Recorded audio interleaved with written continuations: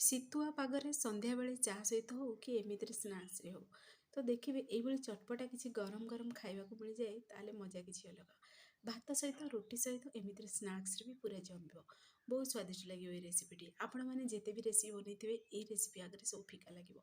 ଅନେକ ଥର ଅନେକ ପ୍ରକାର ଆଳୁ ରେସିପି ଆପଣମାନେ ବନେଇ ଖାଇଥିବେ, କିନ୍ତୁ ଏଇ ରେସିପିଟି ଥରେ ଟ୍ରାଏ କରନ୍ତୁ। ବହୁତ ଚଟପଟା ରହେ, ବହୁତ ଟେଷ୍ଟି ଲାଗେ ଆଉ କୁରକୁରି ବି ରହେ। ତ ୟୁନିକ୍ ଶୈଳୀରେ ବନିକି ରେଡ଼ି ହେବ। ତ ଚାଲନ୍ତୁ ଲେଟ୍ ନ କରି ରେସିପିଟି ଆଜି ଆମେ ପ୍ରସ୍ତୁତ କରିବା। ଫୁଲ୍ ଭିଡ଼ିଓକୁ ୱାଚ୍ କରନ୍ତୁ। ନମସ୍କାର, ଜୟ ଜଗନ୍ନାଥ ପାଇଁ ଝିଲି କୁକିଂକୁ ଆପଣମାନଙ୍କୁ ଅନେକ ଅନେକ ସ୍ୱାଗତ। ପ୍ରଥମେ ଆମେ କିଛି କଞ୍ଚା ଆଳୁ ନେବା। ଆଳୁର ଚୋପାକୁ ଏଠି ମୁଁ ଚାଞ୍ଚିକିରି ବାହାର କରିଦେଇଛି। ଆଳୁକୁ 2ରୁ 3 ଥର ଭଲସେ ମୁଁ କ୍ଲିନ୍ କରି ଧୋଇ ଦେଇଛି।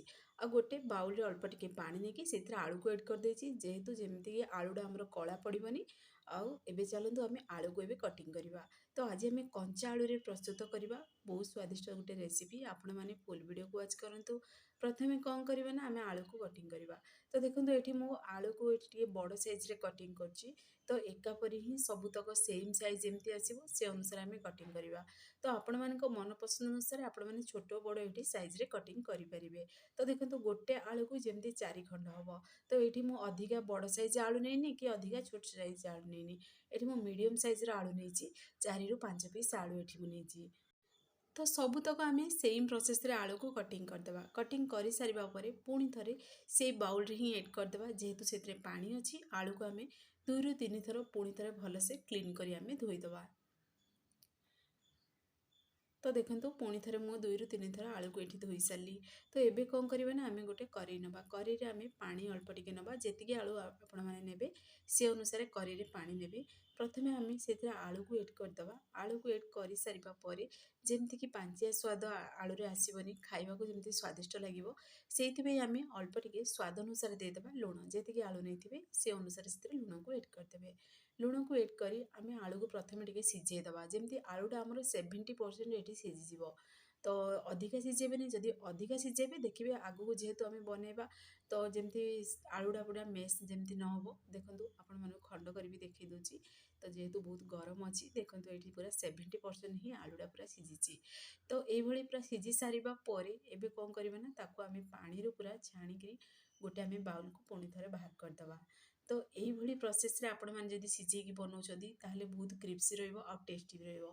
ତ ଏବେ ଆମେ ସବୁତକ ଆପଣମାନେ ଚାହିଁଲେ ଆକୁ ଡାଇରେକ୍ଟ ମାନେ ଆଳୁକୁ କଟିଂ କରିବି ଏ ରେସିପିଟି ବନେଇ ପାରିବେ, କିନ୍ତୁ ଦେଖିବେ ଅଳ୍ପ ସମୟ ଯଦି ୟାକୁ ସିଝେଇକିରି ବନାଉଛନ୍ତି ତାହେଲେ ଦେଖିବେ ଖାଇବାକୁ ସ୍ୱାଦିଷ୍ଟ ଲାଗିବ। ତାର ସ୍ପେଶାଲ୍ ଦେଖନ୍ତୁ ମସଲା ବନେଇବା। ସ୍ପେଶାଲ୍ ମସଲାରେ ଜିରା, ଧନିଆ, ଶୁଖିଲା ଲଙ୍କା, ପୁଦିନା ପତ୍ର, ଅଦା ନେଇଛି। ଯେହେତୁ ଆଜି ଆମେ ବିନା ପିଆଜ ରସୁଣ ମାଣବସା ଗୁରୁବାର ସ୍ପେଶାଲ୍ ଆଳୁ ରେସିପି ବନାଉଛନ୍ତି, ସେଥିପାଇଁ ଏଠି ବିନା ପିଆଜ ରସୁଣରେ ଏଠି ମୁଁ କ୍ରସ୍ କରିକି ତାକୁ ଏଠି ମୁଁ ବାଟିଛି ମିକ୍ସରରେ। ତ ଦେଖିବେ ଯଦି ଆପଣମାନେ କୁଟଣୀ ସାହାଯ୍ୟରେ ବା ହେମଦସ୍ତା ସାହାଯ୍ୟରେ କୁଟୁଛନ୍ତି ତାହେଲେ ବି ଏଇଭଳି ଖଦରା ପେଷ୍ଟ ହିଁ କୁଟିବେ, ବା ତାକୁ ଟିକେ ଖାଲି କେବଳ ଏଠି ଆମର ଶୁଖିଲା ଲଙ୍କା, ପୁଣି ଜିରା, ଧନିଆ ଆଉ ସୋରିଷ, ଯେହେତୁ ଏଥିରେ ଗୋଟେ ମୁଁ ଚାମଚ ଦେଇଛି ସୋରିଷ ଏଡ଼୍ କରିବା। ସୋରିଷ ଏଡ଼୍ କରିବା ଦ୍ୱାରା ଦେଖିବେ ତାର ଫ୍ଲେଭରଟା ବହୁତ ବଢ଼ିଆ ଲାଗିବ ଖାଇବା ପାଇଁ। ତ ପୁଣି ଥରେ ଏଠି ଗରମ ମସଲାରେ ନେଇଛି ହଳଦୀ ଗୁଣ୍ଡ, ମୁଁ ଏଠି ସ୍କିପ୍ କରିଦେଇଛି ଯେହେତୁ ଆଗକୁ ମୁଁ ଏଥିରେ କଲର୍ ଏଡ଼୍ କରିବି, ସେଥିପାଇଁ ଏଥିରେ ମୁଁ ଗରମ ମସଲା ନେଇଛି। ଚାଟ୍ ମସଲା ନେଇଛି ଗୋଟେ ଚାମଚ। ଯେତିକି ରାଗ ଖାଇବେ ସେ ଅନୁସାରେ ଲଙ୍କାଗୁଣ୍ଡ ଏଡ଼୍ କରିବେ। ଏଠି ମୁଁ କାଶ୍ମୀର ରେଡ଼୍ ଚିଲି ନେଇଛି। କାଶ୍ମୀର ରେଡ଼୍ ଚିଲିରେ ଏତେ ରାଗ ନଥାଏ, କେବଳ କଲର୍ ପାଇଁ ହିଁ ମୁଁ ନେଇଛି। ଯେହେତୁ ଆମେ ଶୁଖିଲା ଲଙ୍କାକୁ ବାଟିଛନ୍ତି ତ ସେଇଥିପାଇଁ ଏଠି ମୁଁ ରାଗ ଲଙ୍କାଗୁଣ୍ଡକୁ ସ୍କିପ୍ କରିଦେଇଛି। ପୁଣି ସ୍ୱାଦ ଅନୁସାରେ ଦେଇଦେବା ଲୁଣ। ଆଉ ଛୋଟ ଗିନାରେ ଗୋଟେ ଗିନା ଦହି ଏଡ଼୍ କରିବା, ଆଉ ଗୋଟେ ଗିନା ବେସନ ଏଡ଼୍ କରିବା, ଗୋଟେ ଗିନା କର୍ଣ୍ଣଫ୍ଲୋର ଏଡ଼୍ କରିବା। ଏବେ ଆମେ ହାତ ସାହାଯ୍ୟରେ ଏଭଳି ପ୍ରୋସେସ୍ରେ ଟିକେ ମିକ୍ସ କରିଦେବା। ତ ଦେଖନ୍ତୁ ଏଭଳି କଣ୍ଟିନ୍ୟୁ ଟିକେ ମିକ୍ସ କରିଦେବେ। ଯେହେତୁ ସେଥିରେ ଦହି ଏଡ଼୍ ଅଛି ତ ସେଥିପାଇଁ ସେ ପୁରା ଇଜିଲି ପୁରା ମିକ୍ସ ହେଇଯିବ। ତ କିନ୍ତୁ ଦେଖନ୍ତୁ ପୁରା ଟିକେ ହାଲକା ବହଳିଆ ଲାଗୁଛି, ତ ଆଉ ଟିକେ ଅଳ୍ପ ଟିକେ ଆମେ ସେଥିରେ ପାଣିକୁ ଟିକେ ଛିଞ୍ଚି ଦେବା। ଯେମିତିକି 1ରୁ 2 ଚାମଚ ପାଣି ସେଥିରେ ଆମେ ଏଡ଼୍ କରିବା।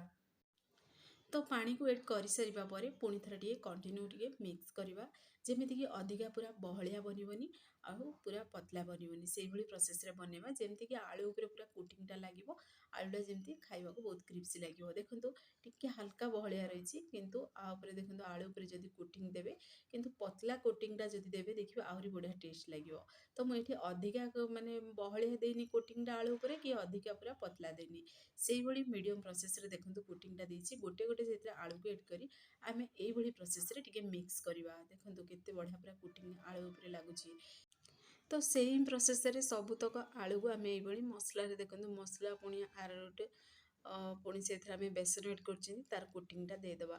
ଆପଣମାନେ ଚାହିଁଲେ ଏକାଥରକେ ବି ସବୁ ଆଳୁ ସେଥିରେ ଏଡ଼୍ କରି ମିକ୍ସ କରି ବି ବନେଇ ପାରିବେ।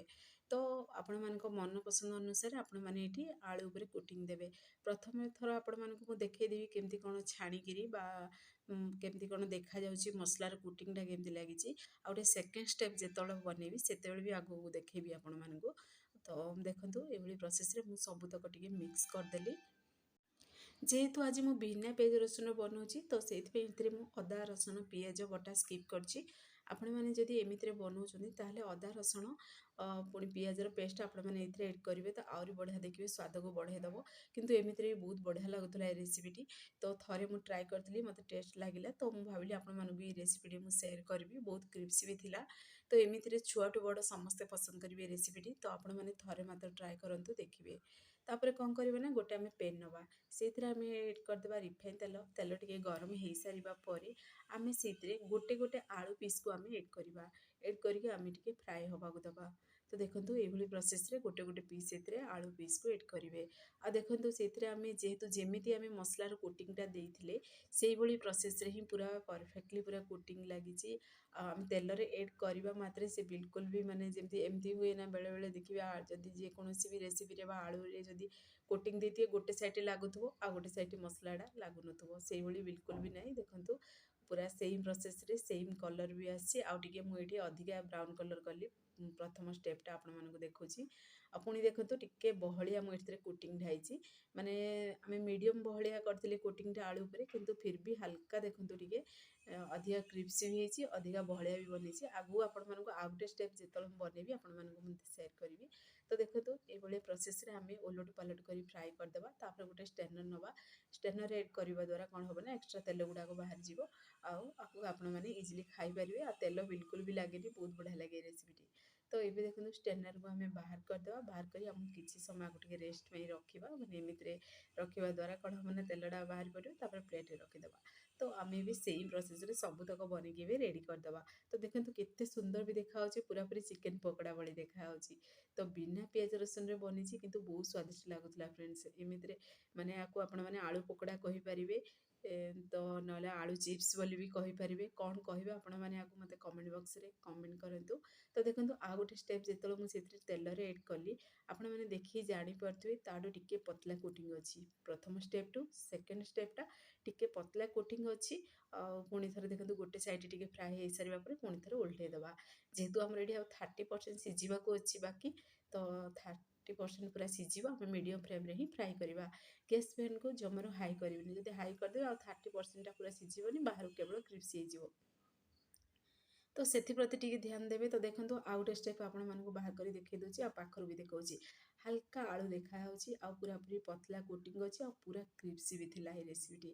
ତ ଆପଣମାନେ ଘରେ ଆକୁ ନିହାତି ଟ୍ରାଏ କରନ୍ତୁ। ଆପଣମାନଙ୍କର ଅନୁଭୂତି ମୋ ସହିତ ସେୟାର କରନ୍ତୁ। ସେଇ ପ୍ରୋସେସ୍ରେ ସବୁତକ ବନେଇଦେବା, ଆମେ ଗୋଟେ ପ୍ଲେଟ୍କୁ ବାହାର କରିଦେବା। ଫ୍ରେଣ୍ଡସ୍, ଆପଣଙ୍କୁ ଯଦି ଏ ଭିଡ଼ିଓଟି ମୋର ପସନ୍ଦ ଆସିବ ସାଙ୍ଗମାନଙ୍କୁ ସେୟାର କରନ୍ତୁ, ଲାଇକ୍ କରନ୍ତୁ। ଚ୍ୟାନେଲରେ ଯଦି ନୂଆ ଅଛନ୍ତି ଚ୍ୟାନେଲକୁ ମୋର ସବସ୍କ୍ରାଇବ୍ କରିଦିଅନ୍ତୁ, ବେଲ୍ ଆଇକନ୍ କ୍ଲିକ୍ କରିଦିଅନ୍ତୁ, ଯାହାଫଳରେ ମୋର ସବୁ ଭିଡ଼ିଓ ନୋଟିଫିକେସନ୍ ପ୍ରଥମେ ଆପଣମାନଙ୍କୁ ପହଞ୍ଚିବ।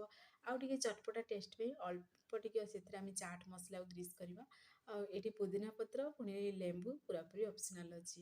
ତ ଆପଣମାନେ ଆକୁ ଘରେ ନିହାତି ଟ୍ରାଏ କରନ୍ତୁ। ଆଉ ଯଦି ଫେସବୁକ୍ ପେଜ୍ରେ ଦେଖୁଛନ୍ତି ତାହେଲେ ଫେସବୁକ୍ ପେଜ୍ ମୋର ଫଲୋ କରନ୍ତୁ। ଇନଷ୍ଟାଗ୍ରାମରେ ଦେଖୁଥିଲେ ଫଲୋ କରିବାକୁ ଜମାରୁ ଭୁଲନ୍ତୁନି। ଆପଣମାନଙ୍କର ଅନୁଭୂତି ମୋ ସହିତ ସେୟାର କରନ୍ତୁ, ଆଉ ଘରେ ନିହାତି ଟ୍ରାଏ କରନ୍ତୁ। ସେ ପର୍ଯ୍ୟନ୍ତ ରହୁଛି, ପୁଣି ଏକ ନୂଆ ରେସିପି ନେଇ ଆସିବି।